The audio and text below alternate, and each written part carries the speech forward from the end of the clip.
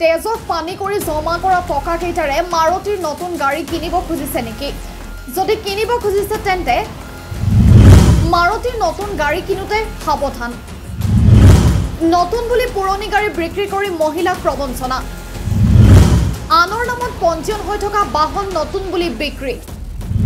ডিব্ৰুগড়ৰ জেবি ডিলাৰৰ বিৰুদ্ধে গুৰুতৰ অভিযোগ।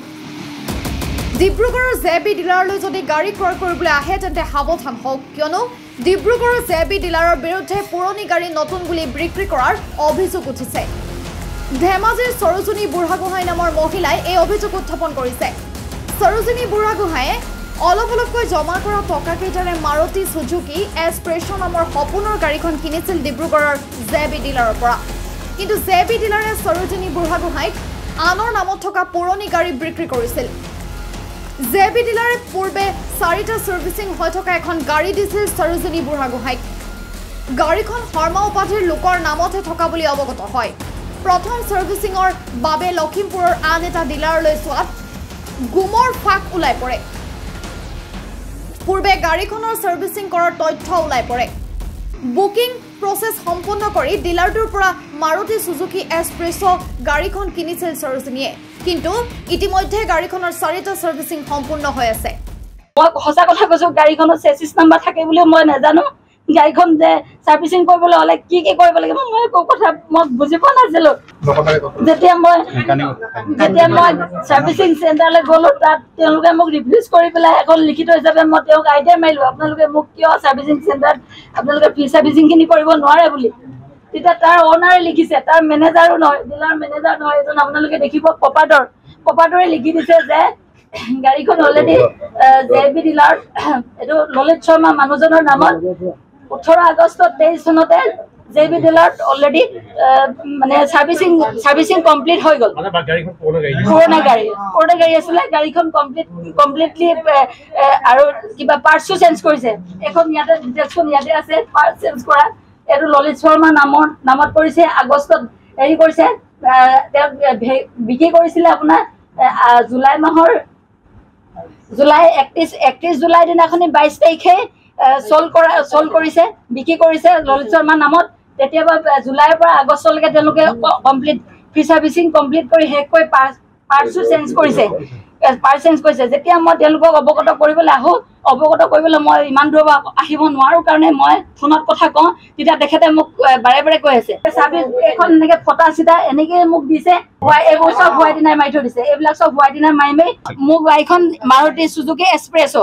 মই ডিলাৰত ফোন কৰিছো, প্ৰথমতে সৌৰভ পালক ফোন কৰিলো, তাৰপিছত এখেতক ফোন কৰিলো। সৌৰভ পালে ক'লে মেনেজাৰে বোলে মেকিং কৰি পেলাই গাড়ীখন ক'ৰবাৰ পৰা আনি দিলে। এইটো সঁচা কথা, কাৰণ মই বোলে এইটো সঁচাকে তাৰ পৰা ষ্টকৰ পৰা অহা গাড়ী নহয়। মেনেজাৰক মই ফোন কৰোঁতে তেওঁ কৈছে যে তুমি বোলে গাড়ী এখন লৈ গ'লি বোলে, যি দি অজুহাত দেখুৱাই বোলে চালাকি দেখুৱাই যিকোনো বস্তু এটা বোলে তুমি নতুন বিচাৰিলে নোপোৱা নহয় বুলি মোক এনেকুৱা সতীত্বত মানে লগাকে কথাষাৰ কৈ দিলে। ডেটটো জুলাই 22 তাৰিখ দিছে, 22 তাৰিখ মেনুফেকচাৰ যেটো জুলাই 22 হয়। তাৰপিছত আপোনাৰ যেতিয়া মোক বিক্ৰী কৰিছে 22 তাৰিখত আৰু মই বুকিং কৰিছো 23-24ত। তেওঁলোকৰ নিজৰ ডকুমেণ্ট, এইখন নিজৰ তেওঁলোকৰ জেবি ডিলাৰ তেওঁলোকে দিয়া কাগজ। সেইখন ITI মই ITI মাৰিছিলো। এখন মই ITI কাগজ মই ইয়াতে মই গাঁঠি ধৰি দিছো। এখন মই ITI মাৰিছিলো, এই ITI এইটো নাম্বাৰত মই মাৰিছিলো। ITI ভুল তথ্য প্ৰদান কৰিছে, ITI ভুল তথ্য সম্পূৰ্ণ ভুল তথ্য প্ৰদান কৰিছে ITI মাৰোতে। কৰ্ণৱ লস্কৰ ডিলাৰৰ কৰ্মচাৰী থকা কৰ্ণৱ লস্কৰক আটক। অভিযোগ খণ্ডন কৰিব নোৱাৰিলে জেবি ডিলাৰে। গ্ৰাহক সেৱা আদালতত অভিযোগ দাখিল। আমোলাপট্টি আৰক্ষী চকীত এজাহাৰ দাখিল। ডিব্ৰুগড়ৰ আমোলাপট্টিত আজি উত্তপ্ত পৰিস্থিতিৰ সৃষ্টি হয়। সৰোজিনী বুঢ়াগোহাঁয়ে তেওঁক পুৰণি গাড়ী বিক্ৰী কৰা বুলি অভিযোগ অনাত উত্তপ্ত পৰিস্থিতিৰ সৃষ্টি হয়। বাতৰি সংগ্ৰহৰ বাবে যোৱা সাংবাদিক সৰোজিনী বুঢ়াগোহাঁই আৰু কেইবাগৰাকী মহিলাক ডিলাৰৰ কৰ্মচাৰীয়ে ব্যৱহাৰ কৰে। তথাপিও আনৰ নামত থকা গাড়ী বিক্ৰী কৰাৰ কথা মানি লোৱা নাছিল ডিলাৰটোৱে। উল্লেখ্য যে সাৰ্ভিসিংৰ বাবে লখিমপুৰৰ এটা ডিলাৰলৈ নিয়াতহে ওলাই পৰে উৰহিৰ উৰ। সৰোজিনী বুঢ়াগোহাঁয়ে ক্ৰয় কৰা বাহনখনৰ কাৰ চেচিছ নাম্বাৰ প্ৰত্যক্ষ কৰি লখিমপুৰৰ ডিলাৰৰ স্বত্বাধিকাৰী আচৰিত হয়। লখিমপুৰৰ ডিলাৰৰ কৰ্তৃপক্ষই লিখিতভাৱে জনায় যে সৰোজিনী বুঢ়াগোহাঁয়ে ক্ৰয় কৰা গাড়ীখন ললিত শৰ্মা নামৰ এজন লোকৰ নামত আছে। ইতিমধ্যে 4টা সাৰ্ভিসিং কৰা হৈছে।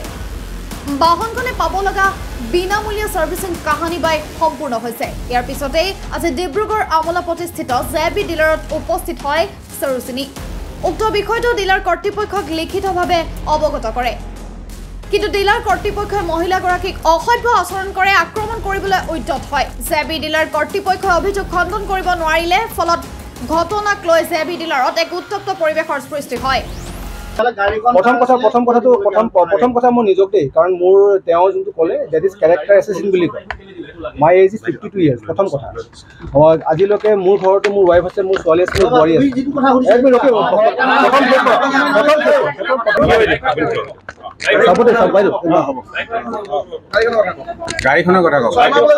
প্ৰথমতে প্লিজ এক মিনিট প্ৰথমতে যিহেতু গাড়ীখনৰ প্ৰথমতে আহিছিলে যিখিনি কথা ক'লে সেইখিনি কেৰেক্টাৰ এছেচিনতো আহি গৈছিল তো যেহেতু মই সেইটো বস্তু ক্লিয়াৰ অলপ কৰিব লাগে আপোনাৰ মিডিয়া হয় নহয় নহয় আপোনালোকে মিডিয়া মই গাড়ীৰ কথা ক'ম মই আছে মই লৈ থৈছোঁ সেইকাৰণে মই আনিছোঁ ঠিক আছে নহয় প্ৰথমতে মই কৈ ল'ব লাগিব প্লিজ বেয়া নাপাওঁ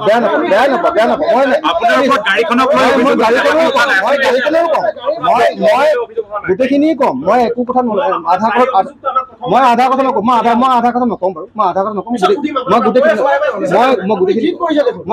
মই গোটেইখিনি ক'ম আপোনাক মই গোটেইখিনি ক'ম চাওক মই গোটেইখিনি ক'ম শুনি যাওক মই গোটেইখিনি ক'বলৈ চান্স দিম মই আপোনালোকক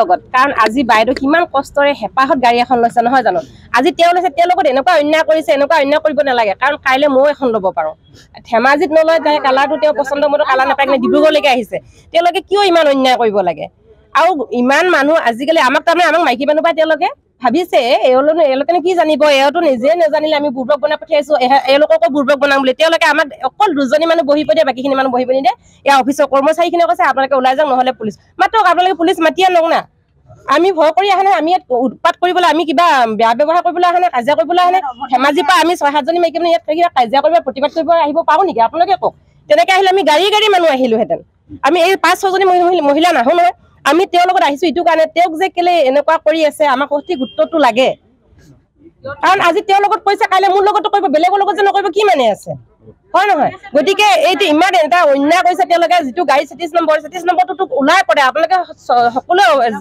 জ্ঞাত হয় নহয় কাৰ নামত গাড়ী আছে কিমান দিন হৈছে সম্পূৰ্ণ তথ্যবিলাক আজিকালি ওলাই পৰে মই গাড়ীৰ নাম্বাৰটো মাৰি দিলেচোন ওলাই পৰে চব কথা নহয় জানো গতিকে গাড়ী নাম্বাৰটো যেনিবা তেওঁৰ নাম্বাৰটো যেন 33 নম্বৰটো কৰা হেৰিত ওলাই পৰিলে যিহেতু ললিত শৰ্মা নামৰ মানুহ এজনৰ নামত অলৰেডি জুলাই মাহৰ 23 চনৰ জুলাই মাহত এখন চাৰ্ভিচিং কমপ্লিট বুলি দেখাইছে আৰু যিটো 500 বদলি কৰিছে বুলি কৈছে আৰু যিখন ডিলাৰত নিছিলে লখিমপুৰত সেই ডিলাৰত তেওঁ হেৰিয়া চহী কৰি দি পঠিয়াইছে মই সাক্ষী দিবলগীয়া হ'লে মই সাক্ষী দিম বোলে মই চহী কৰি তেওঁ নিজে চহী কৰি দি পঠিয়াইছে কাগজত ঘটনাস্থলীত আমোলাপতি আৰক্ষী উপস্থিত হৈ পৰিস্থিতি নিয়ন্ত্ৰণ কৰে ঘটনা সন্দৰ্ভত গ্ৰাহক সেৱা আদালতত অভিযোগ দাখিল কৰাৰ লগতে আমোলাপতি আৰক্ষী চকীত এজাহাৰ দাখিল কৰে সৰোজিনীয়ে ডিলাৰৰ দায়িত্বত থকা কৰ্ণৱ লস্কৰ নামৰ লোকজনক আৰক্ষীয়ে আটক কৰে